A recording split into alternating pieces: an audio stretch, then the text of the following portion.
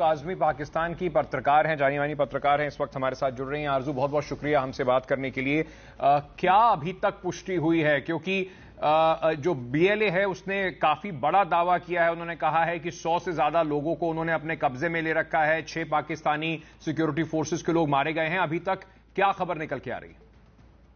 जी बिल्कुल, ये बिल्कुल ये चल रहा है यहाँ पे वाकया। और साथ ही साथ जो ट्रेन का ड्राइवर है वो भी इंजर्ड है। ये ट्रेन जो है वो क्वेटा से पेशावर की तरफ जा रही थी और इसके ऊपर फायरिंग हुई है। तकरीबन 600 से 700 लोग इसके अंदर हैं और इस वक्त सिक्योरिटी फोर्सेस के लिए एक बड़ा चैलेंज है, इसलिए कि बीएलए जो अपनी डिमांड्स रख रही है, अब देखते हैं कि कहां तक उसके ऊपर गवर्नमेंट काम कर पाती है। लेकिन ये जरूर है कि इस वक्त का बलूचिस्तान की सिचुएशन जो है वो काफी टाइम से टेंस है। लेकिन अनफॉर्चुनेटली जो पॉलिसीज बनाई गई हमारे यहाँ वो ऐसी नहीं थी जिसको देखते हुए हम ये कह सकें कि उनसे बात करने की, यानी कि बीएलए से या बलूचिस्तान में जो लोग उनसे बात करने की कोशिश की जा रही थी उनके ऊपर ऑपरेशंस ही लॉन्च किए जा रहे थे। लेकिन अब इस वक्त लग रहा है कि सिचुएशन तकरीबन हाथों से निकलती हुई दिखाई दे रही है और काफी प्रॉब्लम यहाँ पर दिखाई दे रही है गवर्नमेंट के लिए खासतौर पे।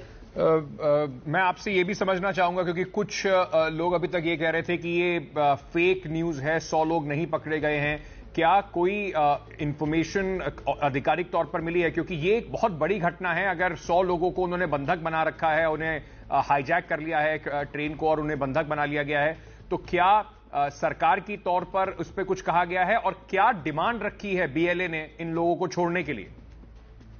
देखें, सबसे पहले तो वो जहां तक मैंने सुना है, जहां तक हमें न्यूज आई है वो ये कि इस ट्रेन के अंदर जो लोग थे वो तकरीबन 6 से 700 लोग बताए जा रहे हैं। और साथ ही ये भी कहा जा रहा है कि बीएलए ने जो ऑपरेशन लॉन्च किए गए हैं पाकिस्तान की फोर्सेस की तरफ से, जो वहां पर अटैक्स किए जा रहे हैं और बीएलए को पकड़ने के लिए या उन्हें रोकने के लिए, उसको रोकने की डिमांड की है।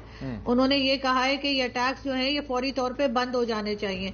इससे पहले भी आपने देखा होगा कि बलूचिस्तान के लोग अक्सर इस्लामाबाद भी आया करते हैं और यहाँ के वो प्रोटेस्ट करते हैं। जो मिसिंग पर्संस का इशू है वहां पर, वो एक बहुत बड़ा प्रॉब्लम है और जिसके ऊपर गवर्नमेंट कोई खास तरीके से उस चीज को हैंडल नहीं कर पा रही। वो कई बार कह चुके हैं वो लोग कि जी आप हमें बता दीजिए, अगर किसी ने कोई गलत काम किया है और आप उन्हें उठाकर ले गए हैं तो हमें ये तो बताया जाए कि वो जिंदा है या वो जिंदा नहीं है, वो लोग कहाँ हैं। उसके लिए बलूचिस्तान से बहुत बार लोग इस्लामाबाद आते हैं और इस्लामाबाद प्रेस क्लब के बाहर वो प्रोटेस्ट भी करते हैं। लेकिन अनफॉर्चुनेटली उनकी बात नहीं सुनी जाती और बीएलए को मैं हरगिज सपोर्ट नहीं करती। जो कुछ वो कर रहे हैं वो गलत कर रहे हैं, लेकिन गवर्नमेंट को भी अपनी पॉलिसीज की तरफ देखना चाहिए।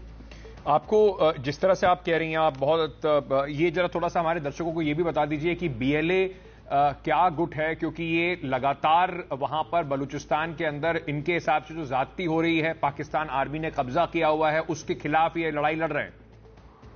जी, बीएलए की जो डिमांड्स हैं वो काफी हद तक ये भी हैं कि वहां पर जो गवादर में आप जानते हैं कि सीपीसी का प्रोजेक्ट चल रहा है चाइना को लेकर, वो उससे भी नाराज हैं। उसके साथ साथ मिसिंग पर्संस का इशू बहुत ज्यादा है बलूचिस्तान में और वो हर दूसरे दिन ही हम लोग देखते हैं कि कुछ लोग जो है वो वहां से एजेंसीज के लोग ले जाते हैं या कहाँ चले जाते हैं, वो गायब होते जा रहे हैं। उसके लिए प्रोटेस्ट चल रहा है और कई तरह की डिमांड्स। उनका ख्याल है कि चाइना जो है वो उनके जो रिसोर्सेज हैं उसके ऊपर चाइना कब्जा करता जा रहा है और कई तरह की डिमांड जो बलूचिस्तान के लोगों की है वो है। इससे पहले आपने शायद देखा होगा मौलाना फजलुर रहमान जो हमारे पॉलिटिशियन हैं और बहुत प्रोमिनेंट पॉलिटिशियन है, उनका कहना था कि 5 से 7 डिस्ट्रिक्ट ऐसी हैं बलूचिस्तान की जो कि अलहदा होना चाहते हैं पाकिस्तान से और इतने स्ट्रांगली उनका काम चल रहा है कि अगर उन्होंने यूनाइटेड नेशन में जाकर अगर उन्होंने किसी किस्म की डिमांड की तो हो सकता है कि उनकी बात जो है वो सुनी जाए।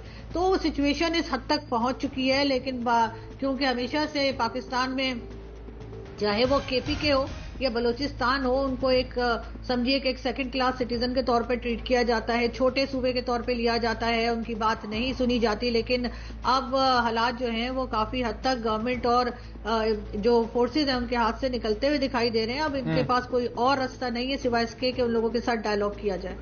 तो जैसे आप बता रही हैं कि पेशावर से क्वेटा के बीच में ये ट्रेन चल रही थी, क्वेटा से पेशावर की तरफ जा रही थी, तो क्या अभी तक कुछ ये बात तस्दीक हो पाई है कि जिन लोगों को कम से कम जो बलूचिस्तान लिबरेशन आर्मी के लोग कह रहे हैं कि वो फौजी हैं, सिक्योरिटी फोर्सेस से जुड़े हुए हैं, सिर्फ उन्हीं को उन्होंने बंधक बनाया है, बाकी लोगों को जाने दिया है? ट्रेन अभी कहां पर है? क्या इसके बारे में कोई जानकारी आई है? देखिए, ट्रेन को मच के एरिया में रोका गया था। मच के एरिया में जो बलूचिस्तान का इलाका है, वहां पर फायरिंग करके और ड्राइवर को जख्मी किया गया था और ट्रेन को रोक लिया गया था। कितने लोग उन्होंने अभी तक किडनैप किए हैं या कितने लोगों को बिठा रखा है, वो सिविलियंस हैं या वो फोर्सेस के हैं, ये डिटेल्स अभी तक हमारे पास नहीं आई है। लेकिन ये जरूर है कि वहां पर इस वक्त जो सिचुएशन है वो काफी टेंस है। क्या आर्मी की तरफ से कुछ इस पर कहा गया है? क्या कोई ऑपरेशन लॉन्च किया जा रहा है बाकी लोगों को सुरक्षित निकालने के लिए? उस पर कुछ अभी जानकारी आई है?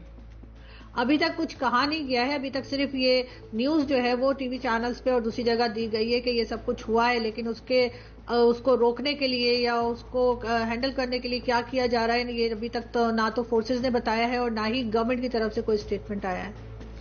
आरजू काज़मी जी, बहुत बहुत शुक्रिया हमारे साथ जुड़ने के लिए। इसी खबर पर हम बने हुए हैं, एनडीटीवी पर लगातार इस खबर पर जानकारी लेकर आपके पास आ रहे हैं। छोटा सा ब्रेक ले रहे हैं, वापस